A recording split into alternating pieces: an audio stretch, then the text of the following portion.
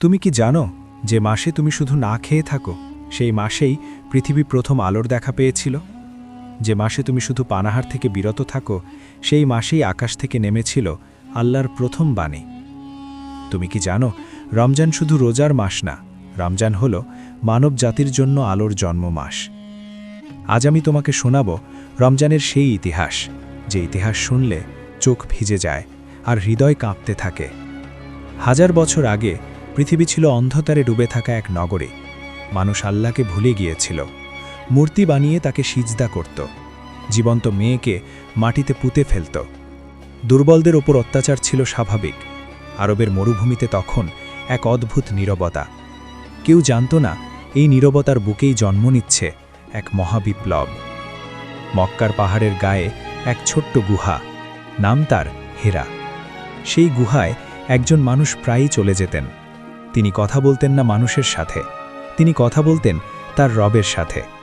তার হৃদয় কাঁদত এই পৃথিবীর জন্য, তার চোখ ভিজত মানুষের পাপ দেখে।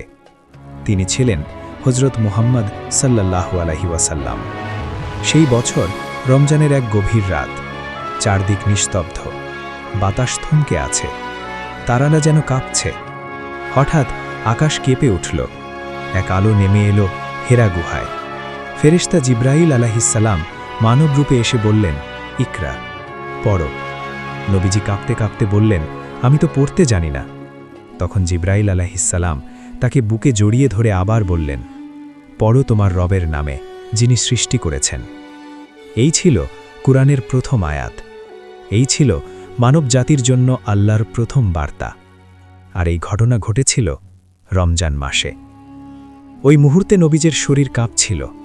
তিনি দৌড়ে গেলেন হযরত খাদিজা রাদিয়াল্লাহু আনহার কাছে, বললেন, আমাকে ঢেকে দাও, আমাকে ঢেকে দাও। এই ইতিহাস শুধু ঘটনা না, এই ইতিহাস কান্না, এই ইতিহাস ভয়, এই ইতিহাস ভালোবাসা।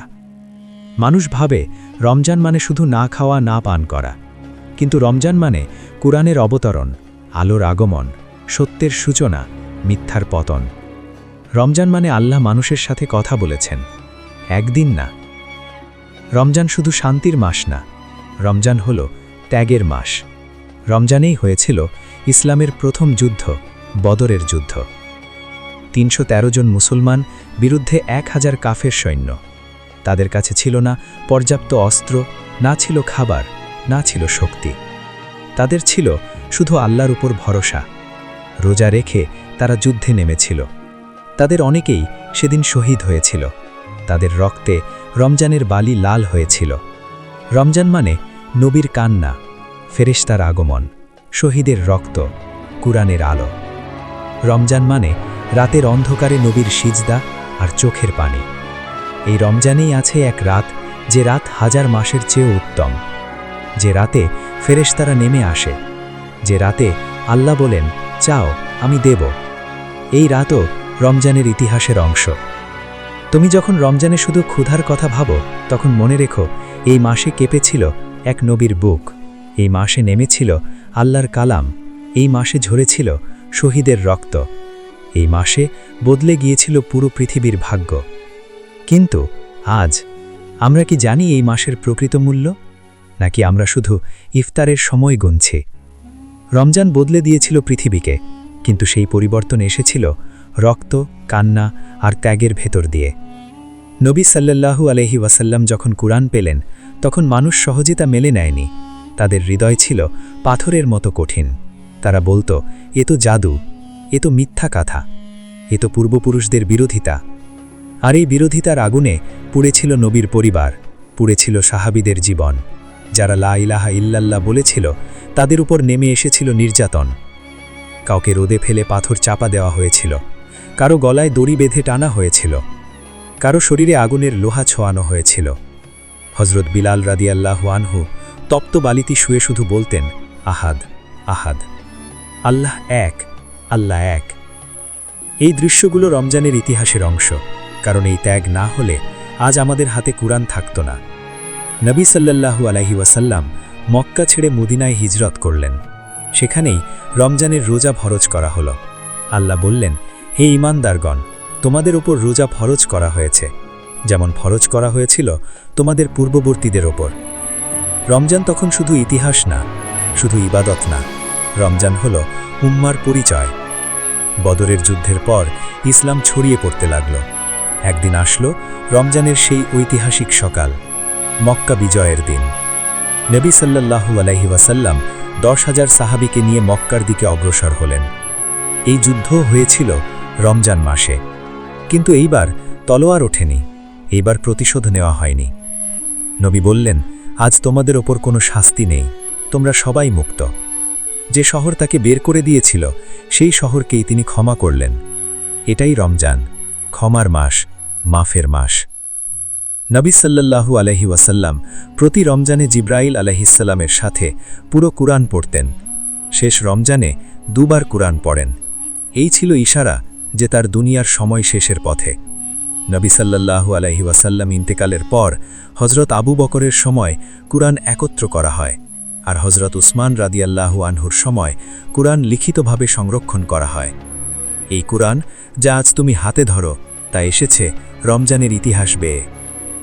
রমজানের ভেতরে এক রাত আছে, লাইলাতুল কাদার, যে রাতে কুরআন নাজিল হয়েছে, যে রাতে ফেরেশতারা নেমে আসে, যে রাতে একটি আমল 1000 মাসের আমলের চেয়েও উত্তম।